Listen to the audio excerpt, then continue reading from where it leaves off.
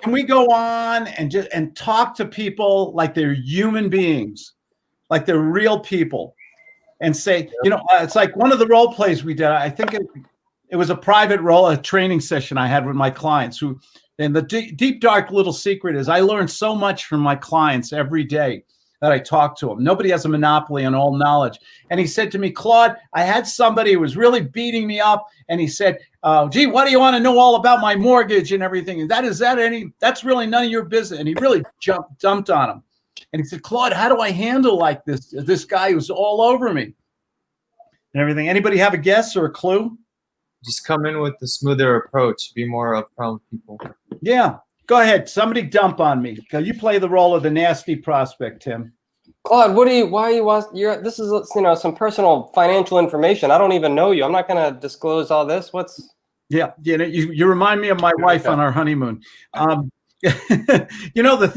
thing is, Mr. Wood, I need this information. Yeah. I'm an investor. I want to make an offer today. The only way I can make an offer is if I have information, facts. Would you buy a $250,000 home without some information, sir? Would I buy a $250,000 home? Yeah, I want to buy your home today. Would you like to do it? Yeah, I'll sell it to you if you, sure, yeah.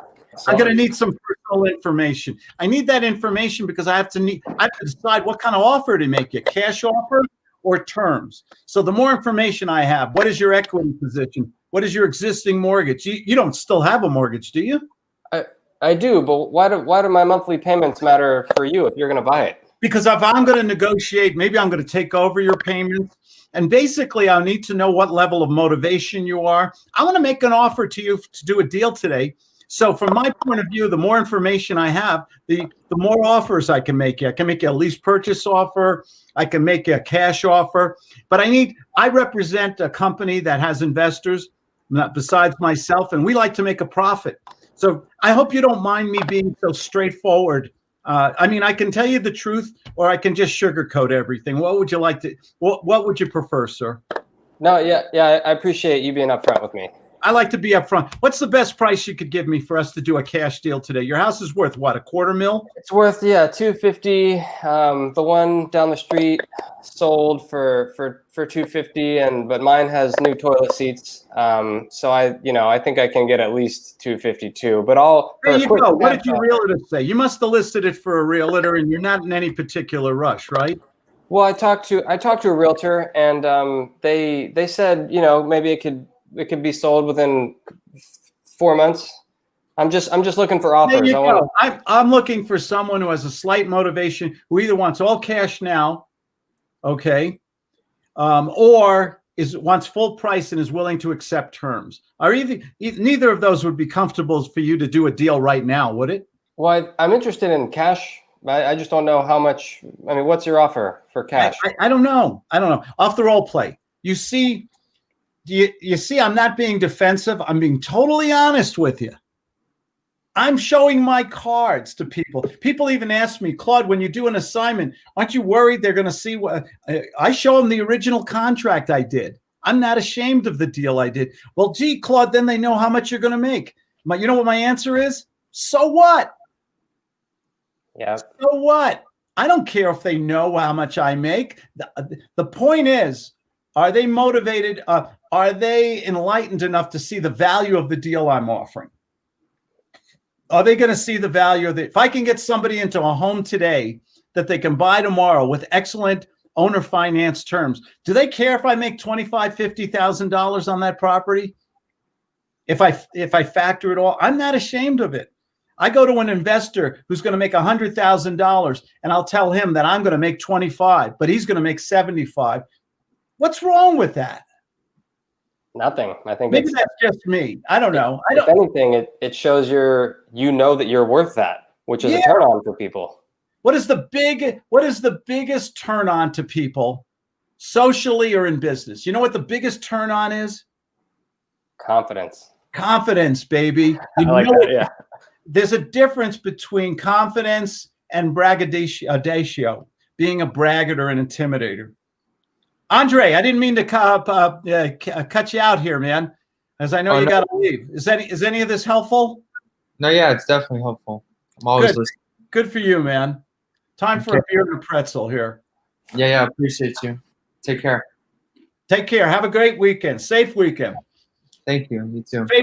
We were talking before about my Boddington's Ale, which is just a wonderful, good old British beer. I really enjoy it. But my go-to, I bought another 12-pack today. My wife we have an extra refrigerator. You know, when you become affluent, the one thing you always want is another refrigerator in the garage.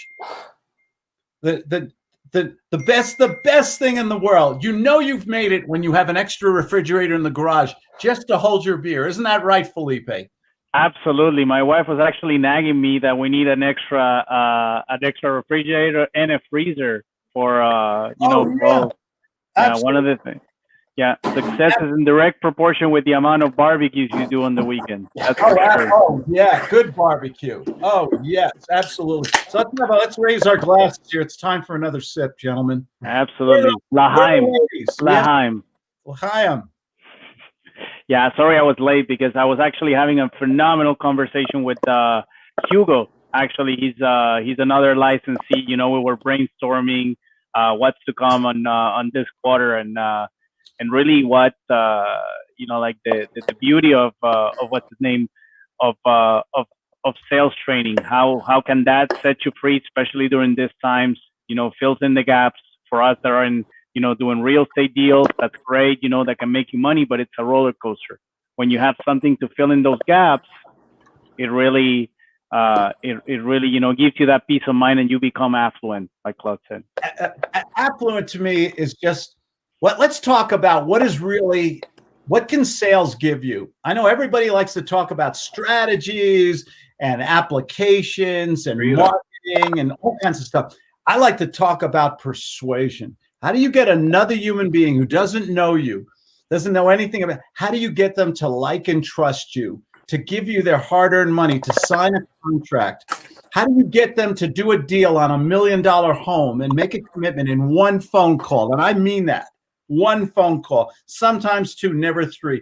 What's the dream? What's the freedom we really want in business? What's freedom like for you guys? For me, it was just to go to bed, not have to worry about money. The bills are paid. I'm out of debt. I'm out of mortgage. Freedom to me was just not have to worry about money ever again. And not to be the richest guy or the biggest or whatever, just to go to bed and not have to think about money for once in a while. Right. Yeah. And be able to buy any beer I want in that and fill up that extra refrigerator with my beer. So what does freedom mean to you? And sales, and this is the one takeaway for anybody who's coming on today. Sales to me is just basically it's just freedom. It's freedom. We got a whole world right now that's stressed out. Okay, they're worried about their jobs. They're worried about pandemic. They're worried about sending their kids back to school and everything like that. And my wife and I are here on top of a mountain in Colorado, and I got to tell you, I've got so much gratitude for this business, my own little business that has given me so much freedom. What's freedom mean to you guys? Let's go around the room here. You summed it up for me. Let's start with Mr. Richter. One at a time, guys. Let's start with Mr. Richter. Okay, yeah, Claude, you pretty much summed it up right there. You really did. Just not having to going to bed at night, not having to worry about how are you going to pay the bills, and it's not about having more of anything. It's just being able to feel comfortable and to go to bed without having to worry about it. That's it. Yeah, it's just freedom from worry. I think you summed it up, in my opinion. Well, I kind of described my freedom. Well, I never liked working for other people. I'm a horrible employee. Unemployable. I'm unemployable. When I was broke, I was unemployable. I'd ask questions of the status quo. I'd go to my boss. I worked for a Fortune 500 company. I was in charge of sales in New York City. And I'd go to my boss and say, why are we doing it this way? It doesn't make any sense to me. And he said, Claude, that's the way we've always done it. And well, so we're just going to keep doing stupid shit because we've always done it that way. I mean, it doesn't make sense to me. I'm a horrible employee. Question. That's the same stuff I ran into as well, for sure. Tim, let's shoot to you. What does freedom mean to you, man? Oh, freedom is not having to wake up early and rush. Well, I guess people aren't rushing into work as much as they normally would be, but not having to wake up early and crack your computer open and work for someone else. I haven't worked a real job in the past 7 years. My main source of income has been, I work over in the Middle East, but I go there and I produce drumline shows. I come home, I can live life the way I want. I started working with you. I started doing real estate deals over this past year or so.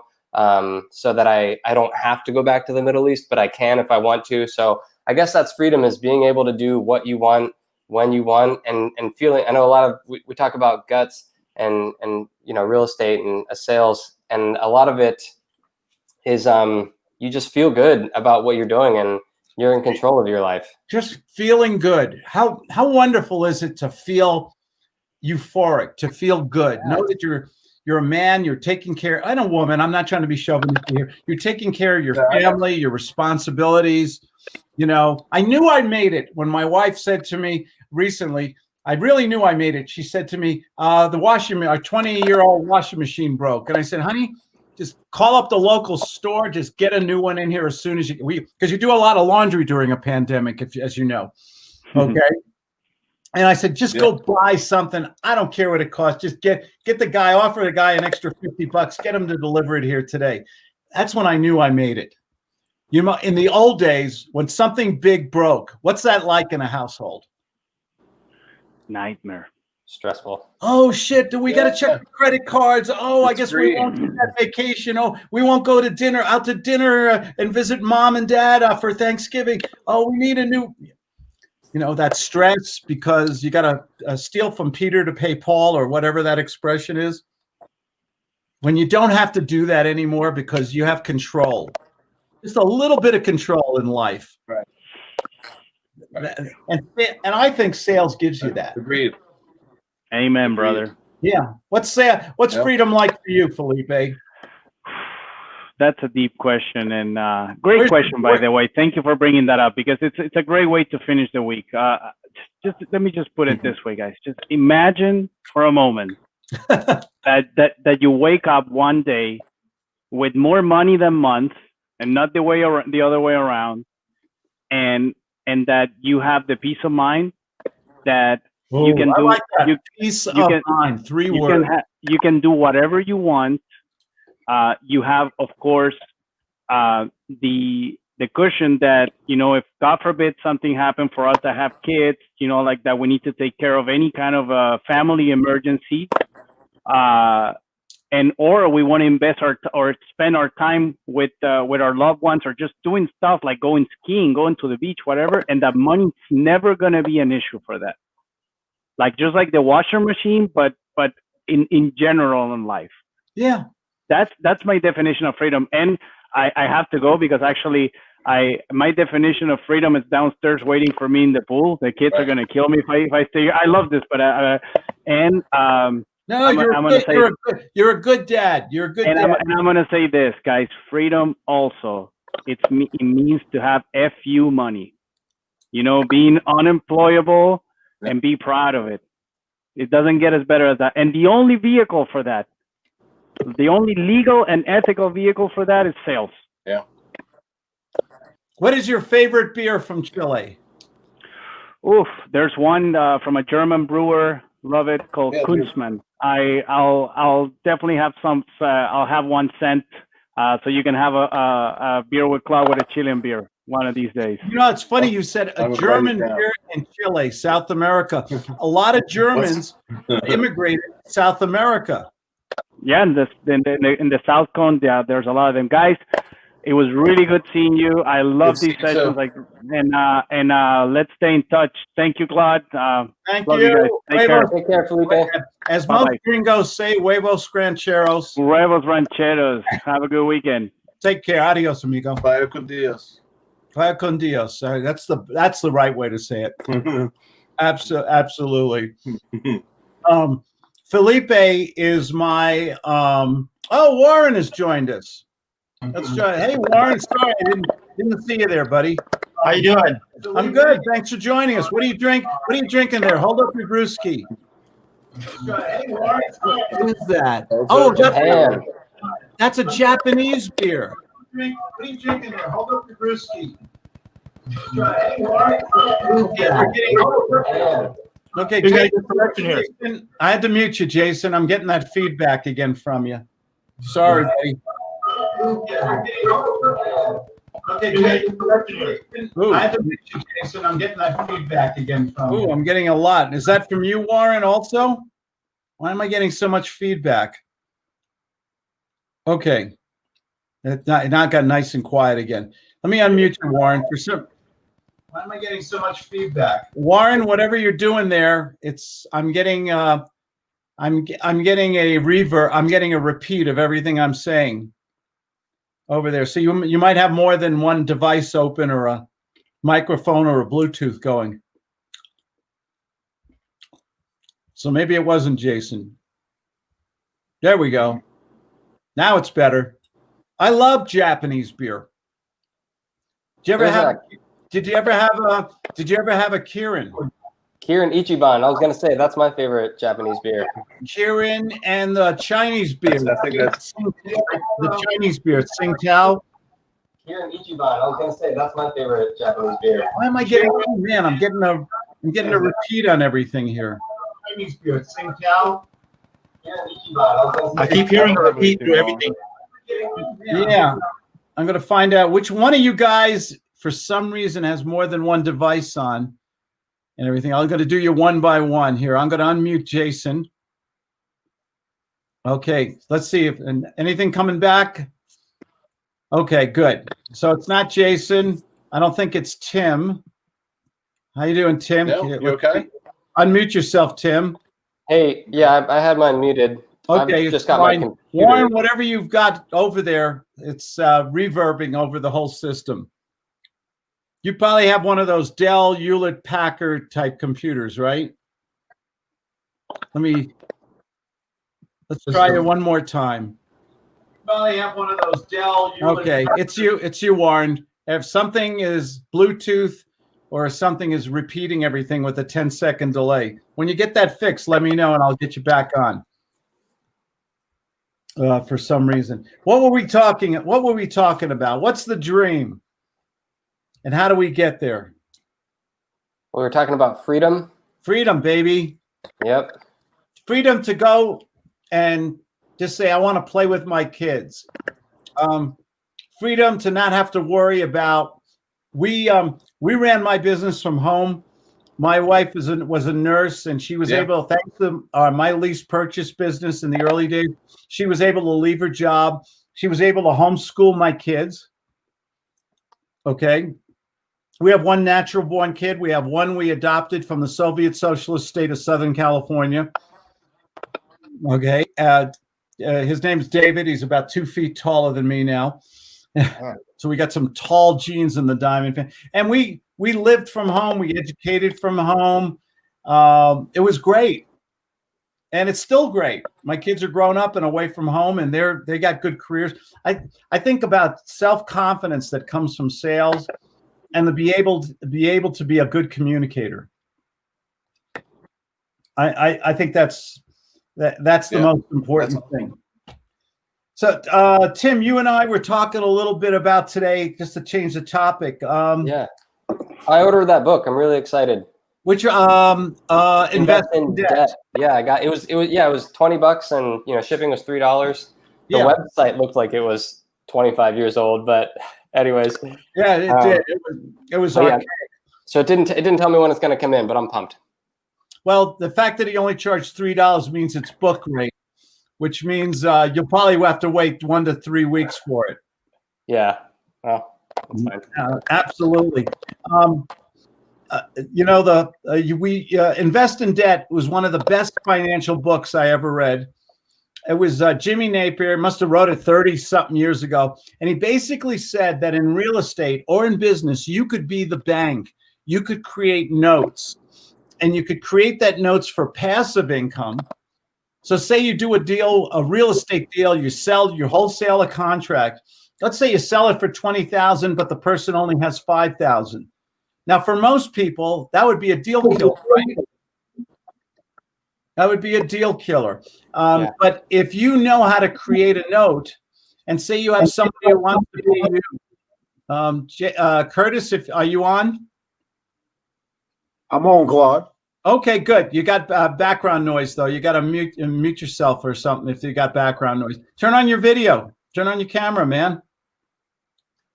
Show us that handsome face. Don't hide. I don't know if he can hear me or not. I'm going to go back on my rant here, though. If you can create your own contracts, you're doing what Chase Manhattan does, Bank of the West, Wells Fargo. You can create your own. You can create your own of notes, bank notes and stuff like that. You can get passive income. What's wrong with getting $250 a month on $15,000 financed over a couple, 3-4 years? What's wrong with that? Nothing, man. That's fun. Yeah. Can you say you got a $15,000 note and you got a good, strong payer. You just signed a contract on a real estate deal. You sold that contract. They gave you $5,000 down, $250 a month for 3-4 years, with or without interest, doesn't matter. You can either collect that $250 every month. $250 comes in. Will that pay your Verizon bill, your cable bill, your electric bill? Okay. What if you need money? Can you use that note as leverage for another deal? Yeah. Oh, yeah. How would you do that? Well, say you and I are doing a deal and you want $25,000 for me and I've got a $15,000 note and $10,000 cash. Can I use that? Can I give you that note that's worth $15,000? Maybe discount it to $13,000.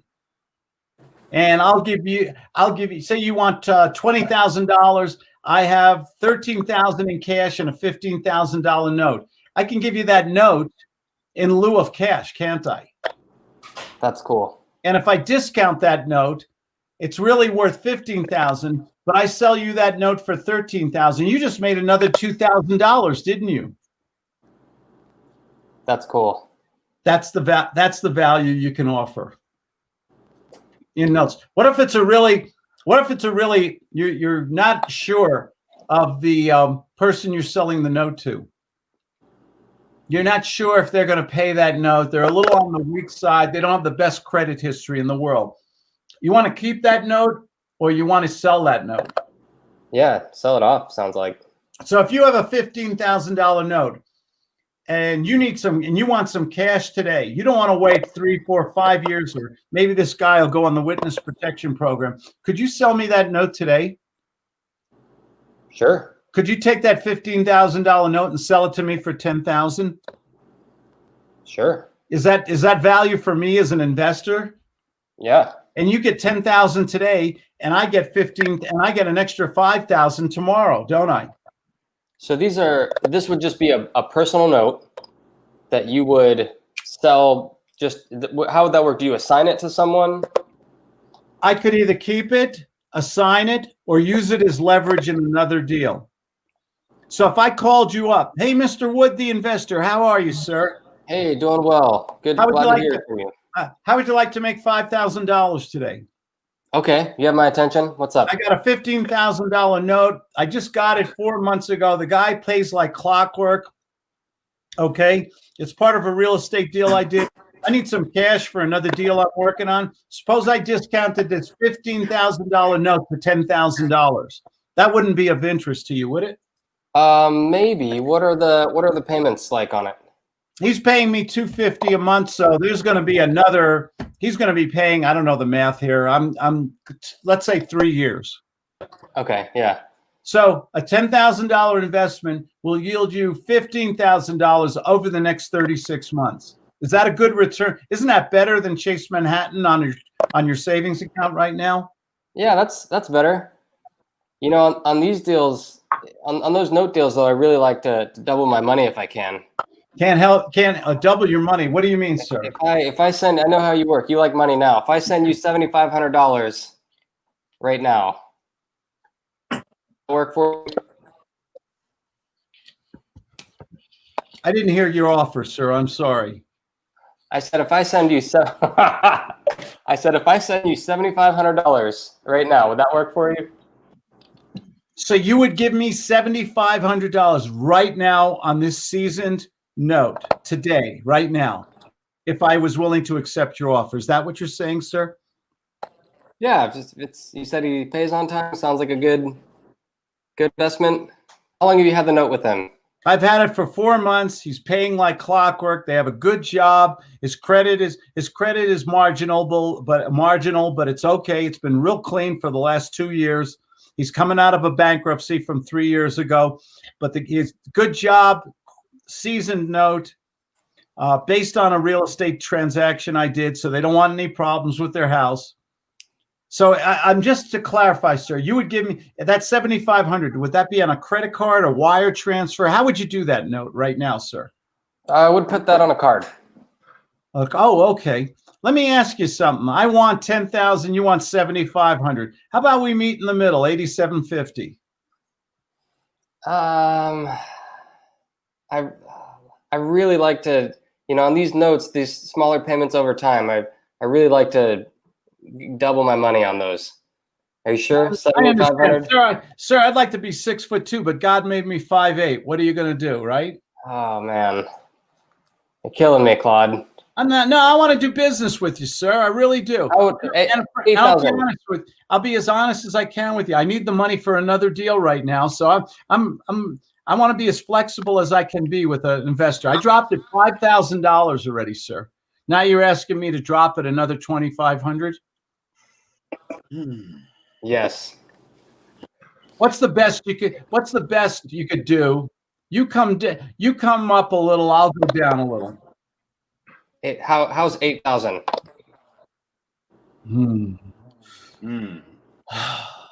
Wow, you really got me between a rock and a hard place, sir, but I respect your negotiation acumen. If I accepted $8,000, would you give me that card right now? Yes. If you send that over, I can DocuSign or. You got a deal, sir. I'll buy you another Michelob Ultra too. I'll throw it in the deal. Perfect. Okay, I just got $8,000 cash on a deal that I had no money in or anything. That's the way it's. Good role play, by the way. Thank you. Good role play. Excellent. Hey, Mr. Curtis, how are you, sir? Claude, how are you, brother? Good to see you, man. Turn on the video. Where's that handsome face? You really want to see this handsome face? Just in a platonic, we're having a little bro fest here. We're drinking no, beer. I mean, nobody's as handsome as you are, Claude. Oh, God. Flattery. That is what we call a super obvious stroke. Stroking and nurturing are very, very important. And flattery will get you everywhere with me unless, fill in the blank. Unless.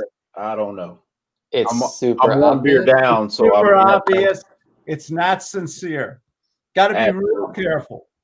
Absolutely. I have a question, Claude. Go for it. About stroking and nurturing. Can we?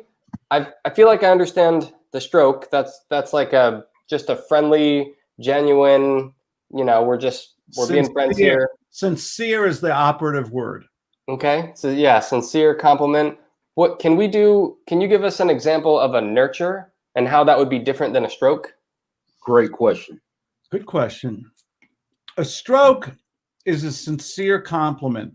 People do business with people they like. We love to hang around with people we like, people who make us laugh, people who make us comfortable, people we trust, people who stroke us, okay? So a stroke is a sincere compliment. Sincere is the operative word once again. Tim, you have a beautiful girlfriend, Tim. How did you find a beautiful woman like that to fall in love with you? I'd really love to know what you did there. Oh man, I just relentlessly bought her drinks every weekend for 7 months until she cracked. I don't know if that's the best answer you could find. I'm just being honest. Hey, listen. What is it? Candy is dandy, but liquor is quicker. That makes sense. The thing that's a stroke. Okay, giving a sincere. I have one friend, Gordon. Gordon's very successful. He's a stockbroker, a manager, a very large firm. And Gordon, people love Gordon because Gordon has one. He has one thing he says to everybody all the time. He always goes to people and says, "Did you lose weight? You look. What have you been working out? You look fantastic. How you been doing that? Wow." And people, what's the best thing you could say to an overweight American? You lost weight. You look great, right? Yeah. Gordon, that's stroking, but he does it so well, nobody knows that he's doing it. A nurture is a stroke to the 10th power. A nurture is when you blend in the most important of your superpowers. It's when you blend in emotion. A nurture is when you make somebody emotional, because the $1 million rule ties in here. Who knows the $1 million rule? People make immediate business decisions emotionally. Yes. Self-emotions. You guys want to become a millionaire? You want the freedom we talked about? The most important thing you can do is to make somebody emotional first. Don't give them all the gobbledygook and the sizzle and steak and the features and benefits. Give them emotion. Plant a dream in their head.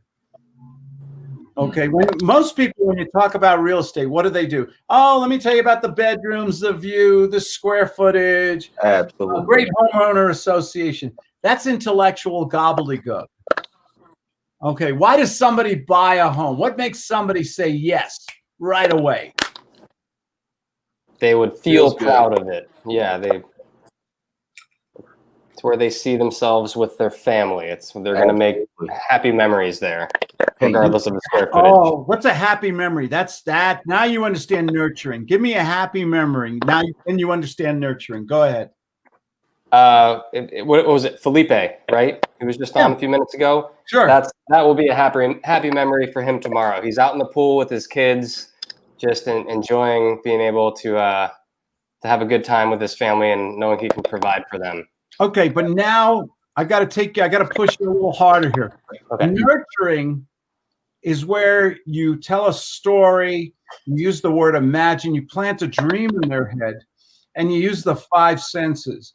You say, you know what, Felipe, can you imagine your kids are playing in the pool, they're laughing, they're having fun, the sun is shining, you can smell the fresh cut grass. Your kids are just, it's so great. They're outside in the fresh air. You and your wife are sitting on those comfortable lawn chairs watching the kids.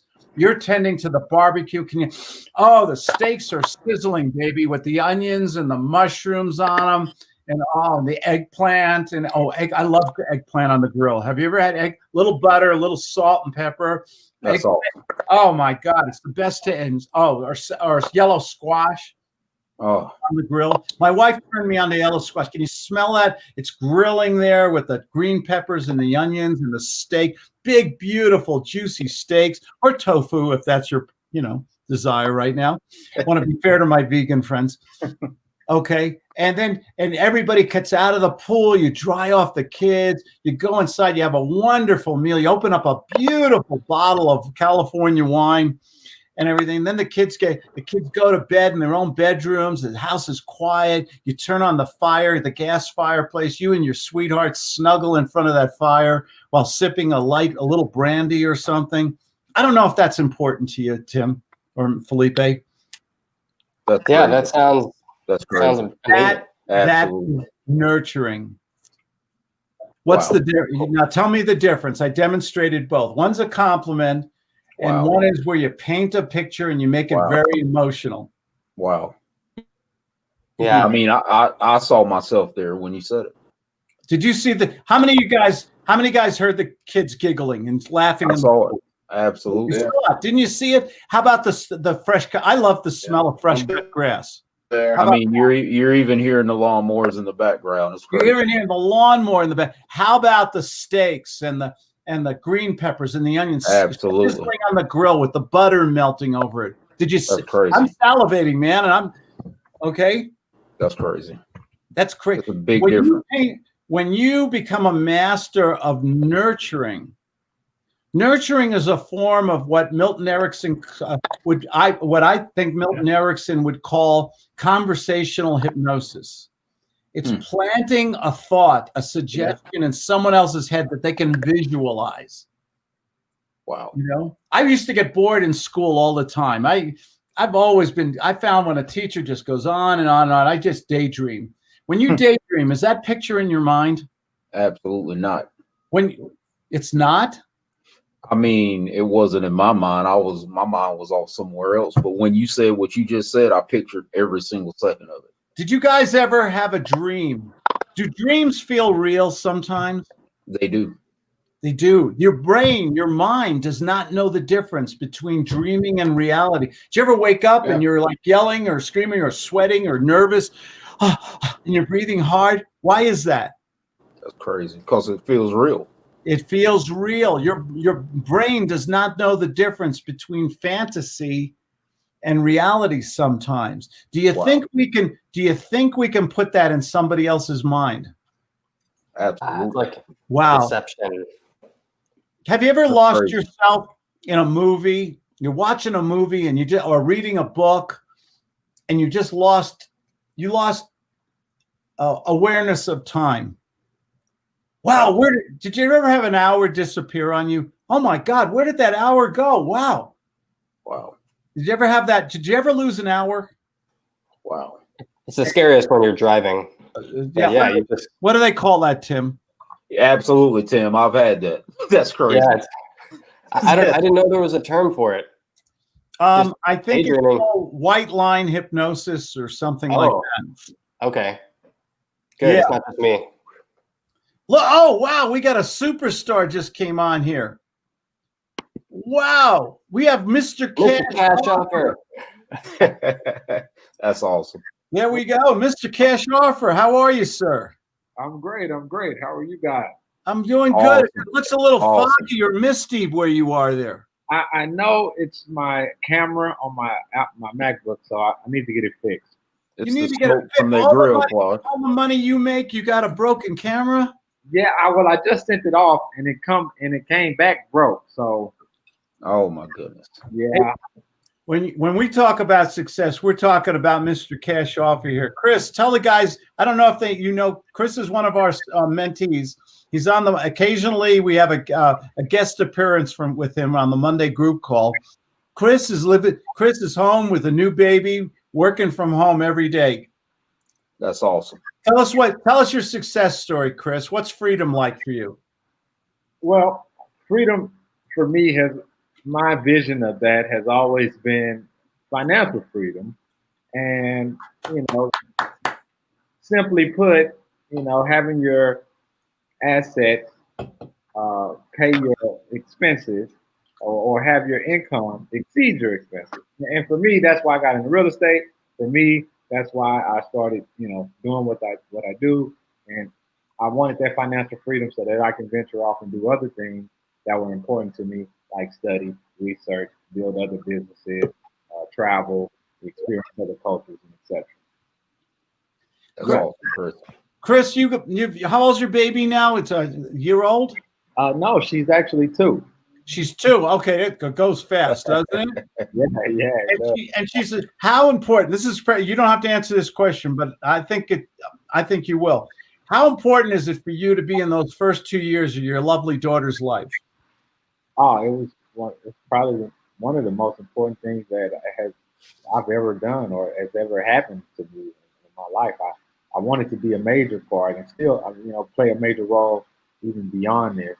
So yeah, no, that was like the most paramount thing to me. How wonderful is it that you were able to work from home, make a living, provide for your family, and still have that wonderful, adorable little girl climbing all over you when you're on camera, on the phone, and stuff like that? How Yeah. cool is that? I can't trade it for the world, man. I love it. She always amazes me every day with mimicking me. She even knows what income or money is. She knows she will be a salesman, a gut salesman. So Oh yeah. That's Do you awesome. know what my daughter, Chris? Do you know my kids the same way? They were home. My wife homeschooled them. I work from home. You know what my daughter's three first words were? what? Most people think it's "I love you" or something like that. It's no, positive cash flow. Right. Those are mine too, Claude. Taught her that. I got that from you. That's not the worst thing you could teach a kid. is it? My daughter, her first three words were passive residual income. Passive. That's a lot of words. That's a lot of words. You can hear her say it. I'm gonna bring her on the show. Oh my gosh. Yeah. I think the thing I'm the word I love to use a lot, and I'm using it a lot more lately since this pandemic started, is gratefulness. I am so grateful that my wife and I are healthy. We're in a mortgage-free house. We have a thriving business with no overhead. All I do is give good phone. And all I want to do is make sure that enough people focus.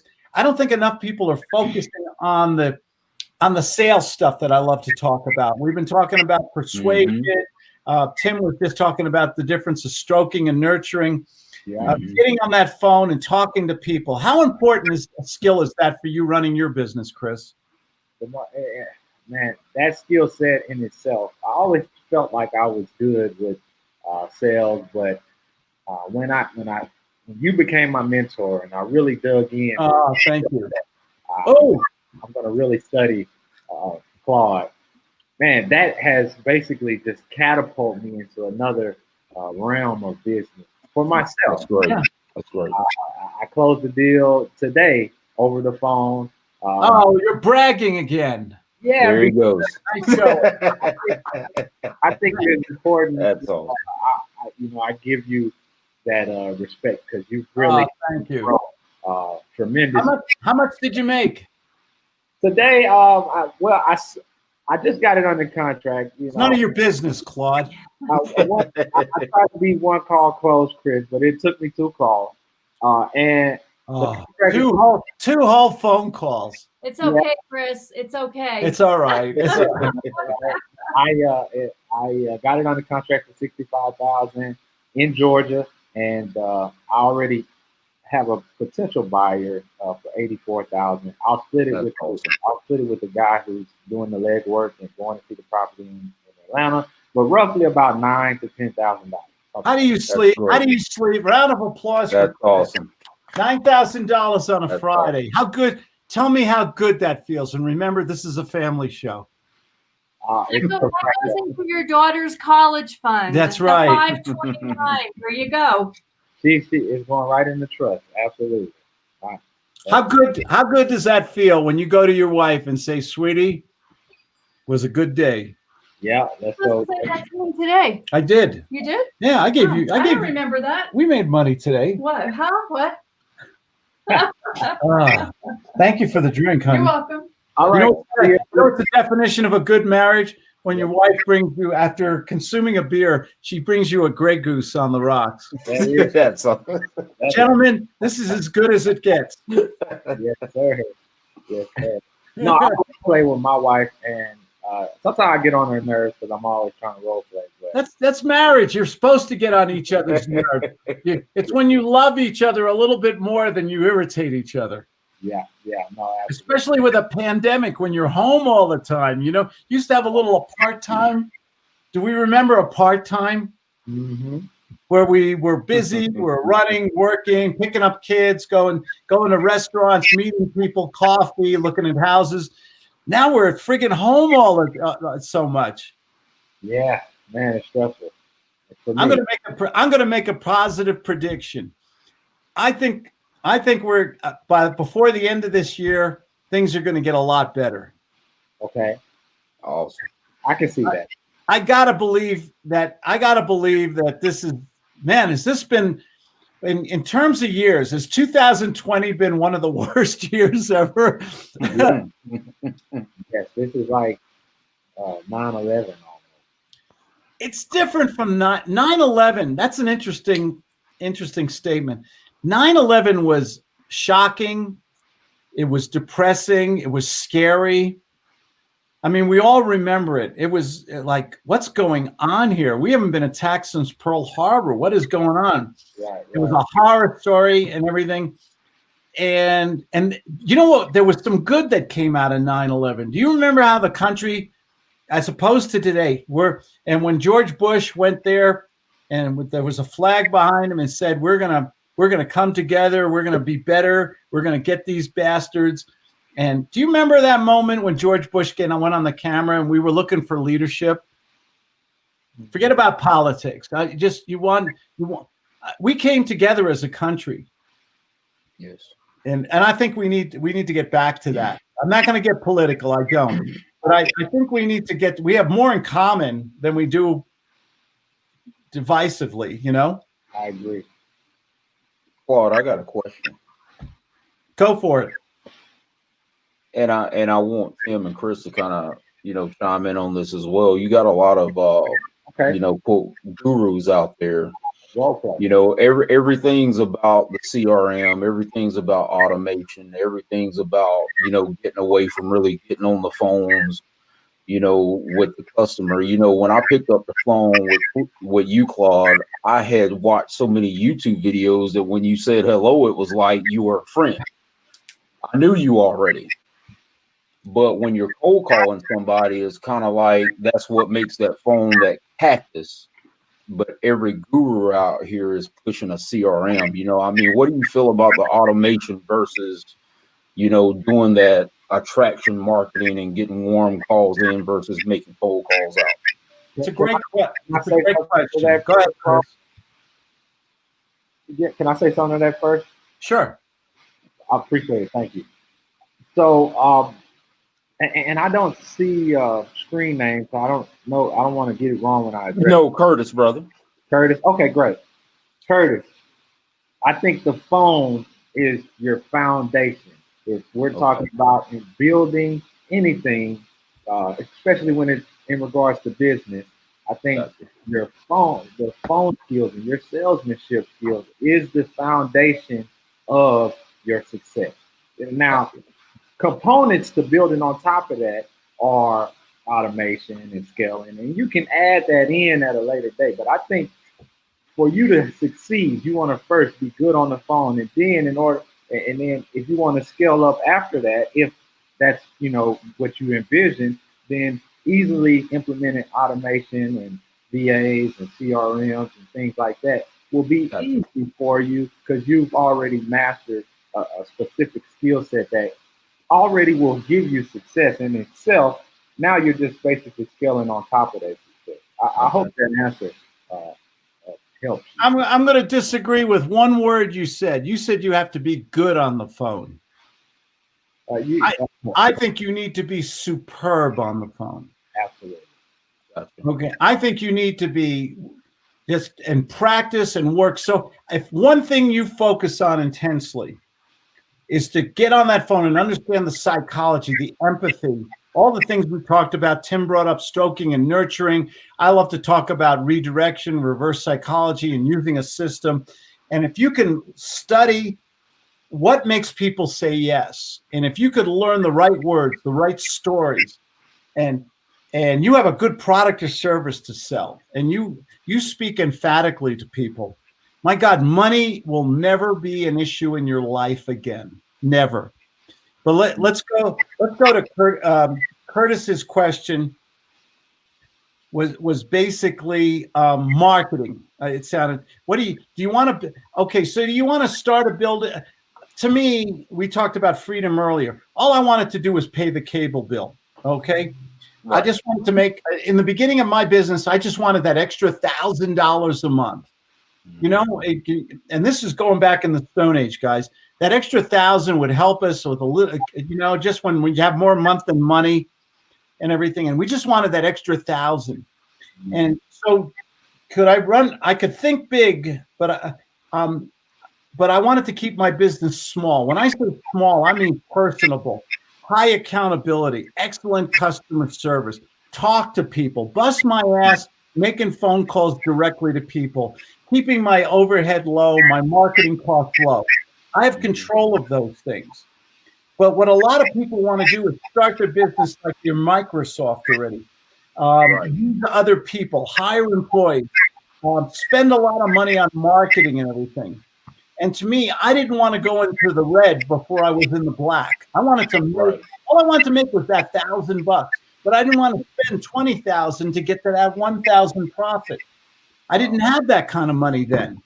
Wow. So to me, it's a question, and there's nothing wrong with the ClickFunnels and virtual assistants and all that other jazz, okay? There's nothing wrong with that if you have the resources, you have the time. But my back was against the wall. I needed money today. I had a new marriage, a new wife. I was in law school. I needed that extra $1,000. So what was the most let's talk about being what was the most practical thing to do? Pick up the effing phone and talk to people. Yeah. If I can talk, do you think there's somebody out there today that wants a real person to talk to them, hold their hand, and say, I've got a solution to your problem, Nick, and this is what I can do for you, or you can tell me to get lost. And when you speak to people the right way, and you speak, we're scared to pick up the damn phone. I always say it's a cactus to a lot of people. But if we can get past that because we have a sales system, we can make a lot more money with a lot less. Hiring people, training VAs, integrators, acquisition managers, buying lists, buying mojo dialers, all that. There's nothing wrong with that, guys. The only thing is, I wanted to make money today. Excuse me, beer time. And I think, Claude, to add to that, what you're saying, in order to maximize those characteristics that you add to your company, the VA, the auto dollars, the lists, and all the marketing, you want to be able to teach it. And so you have to see success within yourself, right, on the phone, to be able to tell somebody else how to successfully handle and I have to go, guys, and thank you all for contributing and joining in this conversation while drinking copious amounts of beer, or at least I was. To me, I just want to share what worked for me, because I think there's a lot of gurus with a lot of, can I say the word bullshit, out there, and get rich quick and spend more money and more money and more money. Yeah. All you've got to do is give good phone. Focus on this one thing, and you will make magic happen. Have a great weekend, guys. Be safe. Awesome. You guys are wonderful. Love you guys. Thanks for joining me. Chris, appreciate it, man. Take care, everybody. Have a great weekend. Have a good weekend, guys. Bye-bye. All right, Claude.